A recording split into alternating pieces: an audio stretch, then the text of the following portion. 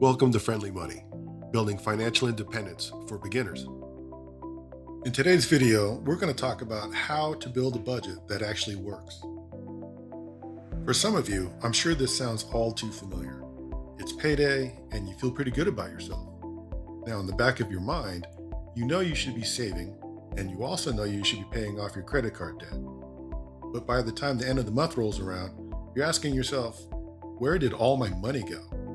If that sounds familiar, you're not alone. If your current budget is not working for you, it's not necessarily because you're bad with money. It might be because you're using the wrong system. Today, we're fixing that with a simple budgeting method called zero-based budgeting. Let's begin by walking you through the 3 simple steps to give every dollar from your paycheck a specific job to do. But before we dive in, just an FYI. I am not a licensed financial advisor, and this content is for educational and informational purposes only. Please consult a qualified professional before making any major financial decisions. Thank you. So, what is zero-based budgeting? It's simple. It's the idea that your income minus your expenses must equal exactly zero. Now, before you start to panic, zero doesn't mean your bank account is empty. It means you decide where every single dollar from your paycheck is going before the month begins. You are proactively assigning your money to specific jobs to work for you.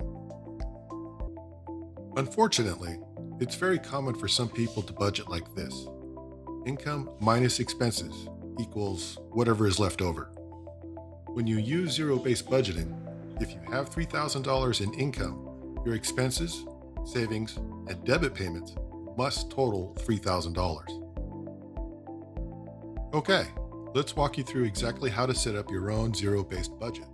Step 1, know your income. Now, I'm not talking about your gross salary. I'm talking about your net income.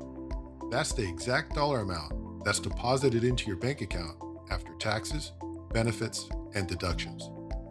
This is also known as your take-home pay, and this amount makes up your foundation.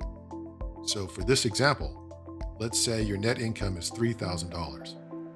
Now that we know this amount, it's time to move to the next part of the equation, your expenses. Step 2, list every single expense. This is where a lot of people get lazy, and it's why their budgets consistently fail them.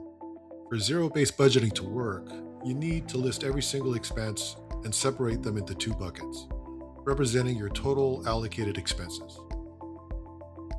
Let's start with bucket A, fixed expenses. These dollar amounts are the same every month. For example, your rent, your student loan payments, and your car insurance.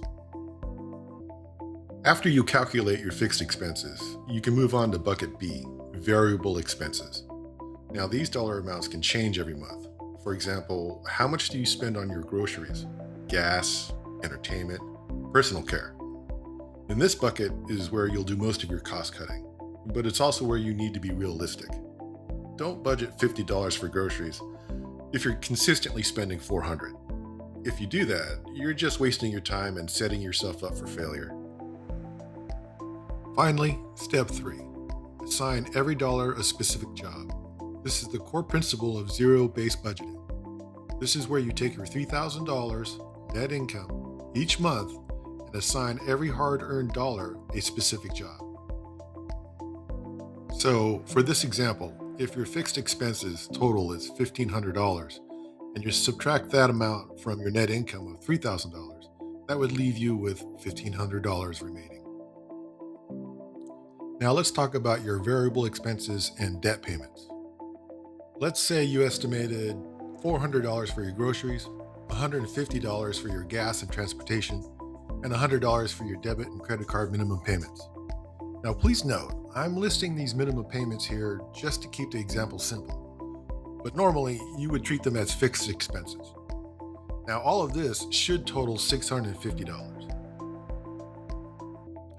After you subtract $650 from $1,500, you now have $850 remaining. Now this is where a lot of people trip themselves up by just letting this money sort of hang out.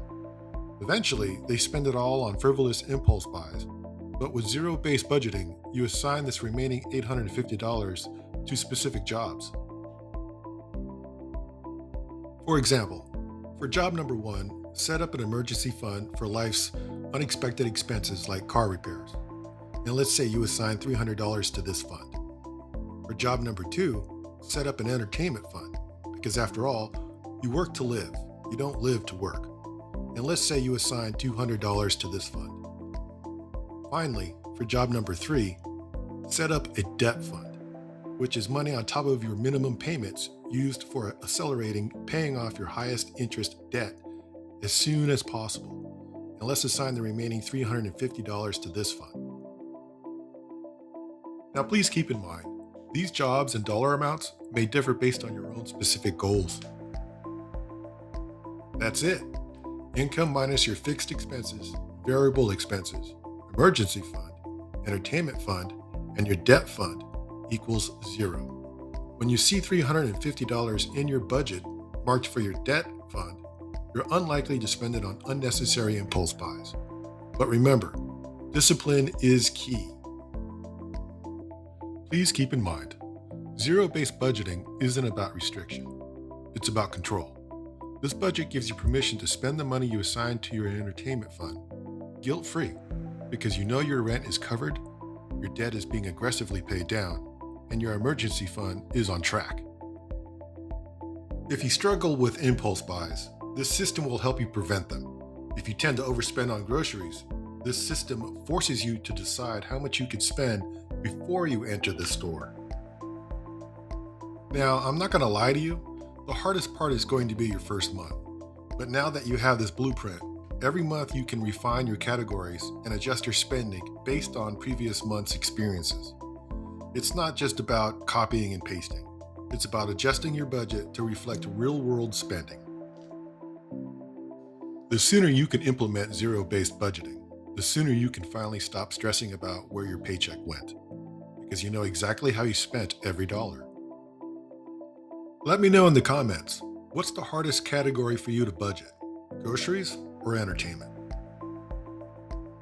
Once you've got your budget under control, the next step is crucial, making sure your bank isn't charging you for things like monthly maintenance fees or ATM withdrawal fees, because even the best budget won't work if your bank is charging you hidden fees. In our next Friendly Money video, we will dive into checking accounts, the essentials of your financial hub. So click that notification button and please don't forget to subscribe to Friendly Money. Thank you.